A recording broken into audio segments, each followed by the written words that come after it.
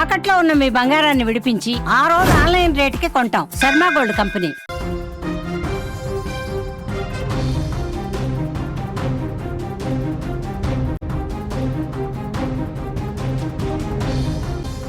యుద్ధ నీతి తప్పిన తర్వాత జెలెన్స్కీలో యుద్ధ భీతి కనిపిస్తోంది. ఉక్రెయిన్ ఉక్కిరిబిక్కిరవుతోంది. 3 ఏళ్లుగా యుద్ధం సాగుతున్నా ఎప్పుడూ భయపడని జెలెన్స్కీ కళ్ళలో ఇప్పుడు భయం కనిపిస్తోంది.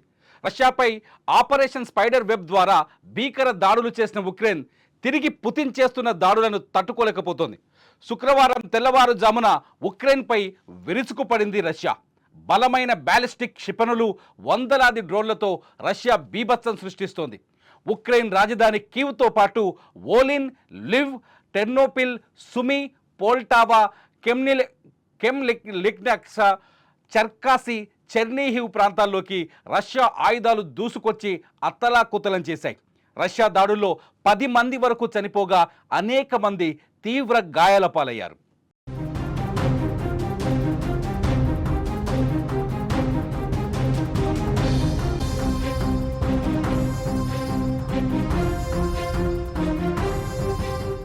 శుక్రవారం జరిగిన విధ్వంసం తర్వాత జెలెన్స్కీ తీవ్ర ఆందోళనకు గురయ్యారు. రష్యా సాధారణ పౌరులను టార్గెట్ చేసిందంటూ ఓ ట్వీట్ చేసి ఆవేదన వ్యక్తం చేస్తూ ప్రపంచానికి ఓ సందేశం పంపారు.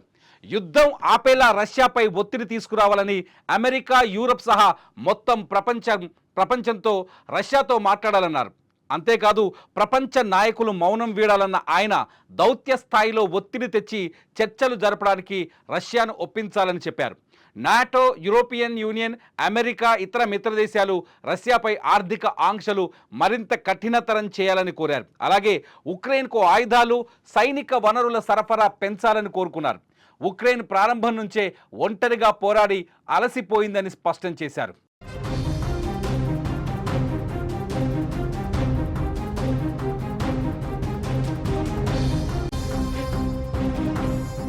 జెలెన్స్కీ చేసిన ఈ ట్వీట్ ద్వారా ప్రపంచానికి 2 రకాల విజ్ఞప్తులు వచ్చాయి. అవి ఏమిటంటే, మేము రష్యాతో పోరాడి అలసిపోయాము అని, రష్యాను దాడులను తట్టుకోలేని విధంగా ఉన్నామని, మా శక్తి సరిపోవడం లేదు, రష్యా మా ప్రజలను చంపేస్తోంది అని. అయితే రష్యా యుద్ధం ఆపేలా చేయండి లేదా యుద్ధంలో మాకు సాయం చేయండి అంటూ ఆయన కోరడం ట్వీట్ ద్వారా అర్థమవుతోంది.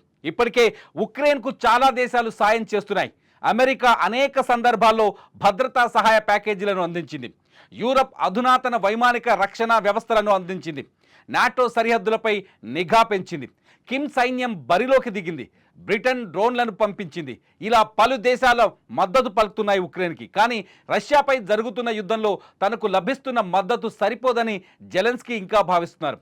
2022 నుంచి వేలాది మంది రష్యన్ పౌరులు చంపబడ్డారని, లక్షలాది మంది ప్రజలు నిరాశ్రయులయ్యారని చెప్పుకొచ్చారు. ఇది ఉక్రెయిన్ ఆర్థిక వ్యవస్థ, మౌలిక సదుపాయాలను తీవ్రంగా ప్రభావితం చేసిందని చెప్పుకొచ్చారు జెలెన్స్కీ.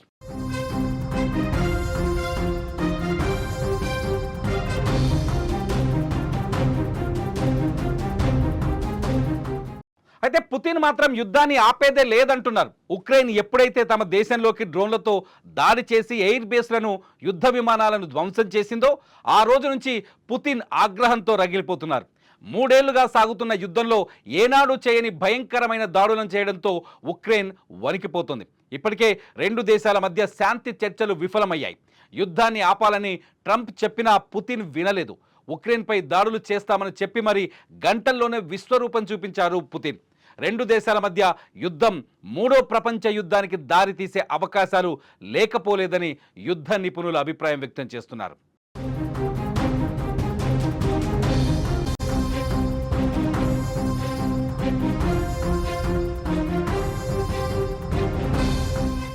ఆపరేషన్ స్పైడర్ వెబ్ తర్వాత రష్యా తీవ్రంగా తీసుకున్న యుద్ధాన్ని, నిజానికి 2022లో ఈ యుద్ధం మొదలైనప్పటికీ ఉక్రెయిన్ మధ్యలో కొంత సన్నగిల్లింది.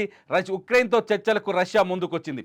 ఇస్తాంబుల్లో, టర్కీ రాజధాని ఇస్తాంబుల్లో 2 దఫాల చర్చలు జరిగాయి. అయితే 2వ దఫా చర్చకు ముందు జూన్ 2వ తేదీన జరగాల్సిన చర్చలకు ముందు జూన్ 1వ తేదీనే ఉక్రెయిన్ రష్యాలో రక్తపాతం రష్యాకి ఊహించని దెబ్బ కొట్టింది. డ్రోన్ల ద్వారా ఆపరేషన్ స్పైడర్ వెబ్ని ఆపరేట్ చేసి రష్యాకు సంబంధించిన 7 యుద్ధ ఎయిర్ బేస్ల పైన అటాక్ చేసింది. ఇందులో దాదాపు 41 వార్ బాంబర్స్ ధ్వంసమయ్యాయి.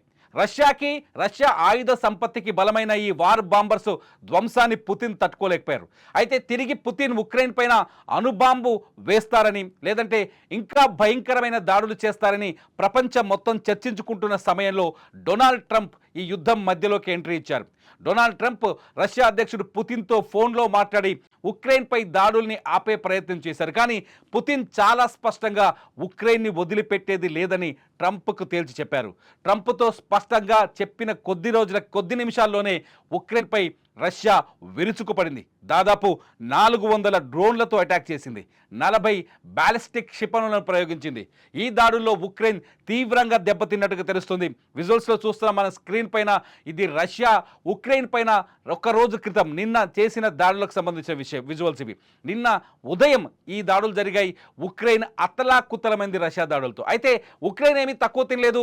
సాయంకాలానికి మళ్ళీ యుద్ధ వ్యూహాన్ని మార్చి తిరిగి రష్యా పైన అటాక్ చేసింది. రష్యాలోని 5 ఎయిర్ బేస్లపైన, విమానాశ్రయాలపైన, ఆయిల్ రిజర్వులపైన అటాక్ చేసింది. రష్యాని కూడా ఆర్థికంగా తీవ్రంగా నష్టపరిచే ప్రయత్నం చేసింది. అయితే ఈ దాడి తర్వాత కూడా జెలెన్స్కీ యుద్ధం నుంచి నాకు సహాయం చేయాలని, యుద్ధానికి యూరప్ దేశాలు కలిసి రావాలని కోరుకోవడం ఇప్పుడు విచిత్రంగా మారుతోంది.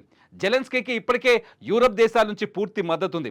జర్మనీ కావచ్చు, అట్లాగే ఫిన్లాండ్ కావచ్చు, ఇతర యూరప్ దేశాలన్నీ జెలెన్స్కీకి మద్దతు ప్రకటించాయి.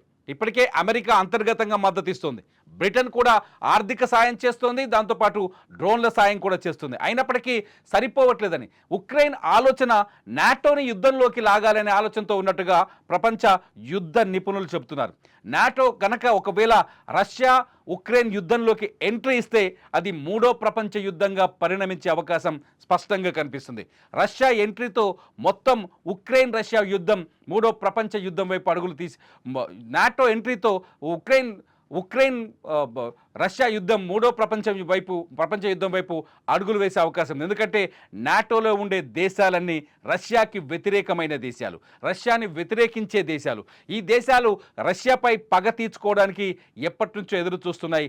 రష్యా ఆర్థిక వ్యవస్థను చిన్నాభిన్నం చేయాలని, రష్యాని నాశనం చేయాలని ఎప్పటి నుంచో ఎదురు చూస్తున్నాయి. ఒకవేళ నాటో దేశాలు కనుక, నాటో కూటమిలో ఉన్న దేశాలు కనుక ఉక్రెయిన్కు మద్దతు ప్రకటించి రష్యా పైన యుద్ధానికి దిగితే ఆ యుద్ధం ప్రపంచవ్యాప్తంగా విస్తరించే అవకాశం స్పష్టంగా కనిపిస్తుంది. ఎందుకంటే నాటో బలగాలు రష్యాపై దాడి చేస్తే ప్రపంచ దేశాలు 2 ముక్కలుగా మారిపోతాయి. అమెరికా మిత్రదేశాలు, రష్యా మిత్రదేశాలు అన్నట్టుగా 2 ముక్కలుగా విడిపోయే అవకాశం స్పష్టంగా ఉంది. అయితే నిన్న ట్రంప్ పుతిన్కి ఫోన్ చేసిన సందర్భంలో ఇరాన్లో జరుగుతున్న అణు కార్యక్రమాలపై కంట్రోల్ చేయాలని, అణు కార్యక్రమాన్ని అదుపు చేయాలని కోరారు. అయితే ఈ విషయం పైన పుతిన్ కూడా పెద్దగా స్పందించలేదని తెలుస్తుంది. ఎందుకంటే ఈ రష్యాకి ఇరాన్ లాంటి దేశాల మద్దతు కూడా ఉంది. ఇరాన్ లాంటి దేశాలు రష్యాకి అండగా నిలబడుతున్నాయి. నిజానికి అమెరికా చేస్తున్న ఈ దుష్ట సాహసం, అంటే ఇటు ఉక్రెయిన్ని ప్రోత్సహిస్తూనే అటు రష్యాని కంట్రోల్ చేయాలని చేసే ప్రయత్నం ప్రపంచం మొత్తం చూస్తుంది. ఏది ఏమైనా రష్యాకి కూడా మద్దతు పెరుగుతుంది. ఇతర దేశాల నుంచి రష్యాకు కూడా నార్త్ కొరియా లాంటి దేశాలు పూర్తి స్థాయి మద్దతు ప్రకటిస్తున్నాయి. ఏది ఏమైనా జెలెన్స్కీ ప్రపంచాన్ని కాస్త తప్పుదారి పట్టించే ప్రయత్నం చేస్తున్నారా? జెలెన్స్కీ కావాలనే బయటకి, అంటే ట్వీట్, మా దేశం నాశనం అవుతుందని ట్వీట్ చేశారా? జెలెన్స్కీ నిజానికి శాంతి చర్చలు చివరి దశలోకి వచ్చిన తర్వాత 2 దేశాల మధ్య సీజ్ ఫైర్కి అంగీకారం వస్తుందని జూన్ 2వ తేదీన అందరూ భావిస్తున్న తరుణంలో జెలెన్స్కీ చేసిన మెరుపు దాడి, రష్యా విమాన స్థావరాలపై జెలెన్స్కీ చేసిన మెరుపు దాడి ఒక్కసారిగా యుద్ధ పరిణామాల్ని మార్చిపడేసింది. నిజానికి జెలెన్స్కీ గనక ఆ రోజు డ్రోన్తో అటాక్ చేయకపోతే జూన్ 2వ తేదీన ఇస్తాంబుల్లో కీలకమైన చర్చలు జరిగి ఉండేటివని నిపుణులు చెబుతున్నారు. ముఖ్యంగా రష్యా కూడా ఇదే విషయాన్ని చెప్తోంది. జెలెన్స్కీ విషయంలో మానవతా దృక్పథంతో స్పందించాం, యుద్ధానికి సంబంధించిన విషయాలపై చాలా స్పష్టంగా మాట్లాడాలని అనుకున్నాం. కానీ ఈలోపు రష్యా ఆయుధ భాండాగారం పైననే జెలెన్స్కీ దాడి చేయటం, వైమానిక స్థావరాల్ని ధ్వంసం చేయటం తీవ్రంగా తీసుకున్నాం. ఈసారి ఉక్రెయిన్ అంతు చూశాకే శాంతి చర్చలు అనే ధోరణితో ఇప్పుడు రష్యా చెబుతోంది. ఇప్పటికే శాంతి చర్చలు విఫలమయ్యాయి. శాంతి చర్చల విషయంలో మళ్ళీ ముందుకు సాగే అవకాశాలు కనిపించట్లేదు. ఈ నేపథ్యంలోనే జెలెన్స్కీ ప్రపంచం ముందు కన్నీరు పెట్టుకునే ప్రయత్నం చేస్తున్నారు. శాంతి చర్చలు జరిగే వీలు లేదు కాబట్టి యూరప్ దేశాలు కానీ నాటో బలగాలు కానీ తనకు మద్దతు ఇవ్వాలంటూ మీరు స్క్రీన్ పైన చూసిన ట్వీట్లో తెలిపారు. నాటో బలగాలు మద్దతు ఇవ్వాలి, లేదంటే ఆర్థిక సహాయం కావాలి, ఆయుధ సహాయం కావాలని ఉక్రెయిన్ అంటే జెలెన్స్కీ ప్రపంచాన్ని కోరాడు. ఎందుకంటే శాంతి చర్చలు మూడో దశకు వెళ్ళే అవకాశాలు లేవని రష్యా నిన్న తేల్చి చెప్పేసింది. ఉక్రెయిన్ చేస్తున్న దాడుల్ని ఉగ్రవాద దాడులుగా భావిస్తున్నామని, దానికి ప్రతీకారం తీర్చుకుంటామని రష్యా డిక్లేర్ చేయడంతో జెలెన్స్కీ వెన్నులో వణుకు పుట్టినట్టుగా కనిపిస్తుంది. మీరేమనుకుంటున్నారు? ఉక్రెయిన్ రష్యా దాడుల వెనుక తప్పు చేసింది ఉక్రెయినేనా? యుద్ధం ముగింపు దశకు వచ్చే సమయంలో ఉక్రెయిన్ డ్రోన్ దాడులతో అటాక్ చేసి రష్యాని రెచ్చగొట్టిందా? ఉక్రెయిన్కి అమెరికా, యూరప్, నాటో కూటమి మద్దతు ఇస్తాయా? మీరేమనుకుంటున్నారో ఖచ్చితంగా ఈ వీడియో కింద కామెంట్ చేయండి. ఎందుకంటే ఉక్రెయిన్కి ఒకవేళ నాటో, యూరప్ మద్దతు ఇస్తే ఆ యుద్ధం ప్రపంచ యుద్ధంగా మారే అవకాశం ఉంటుంది. ఆ ప్రభావం మన భారతదేశం పైన కూడా స్పష్టంగా కనిపించబోతుంది. మీరేమనుకుంటున్నారో మీ అభిప్రాయాన్ని ఈ వీడియో కింద కామెంట్ చేయండి. మీ కామెంట్స్ సరిగ్గా ఉంటే ఖచ్చితంగా వాటిపైన నేను మరొక వీడియో చేస్తా. చూస్తూనే ఉండండి సుమన్ టీవీ డిజిటల్ లైవ్. మీకు ప్రతి వార్త ప్రత్యక్ష ప్రసారం ద్వారా అందించబడుతోంది.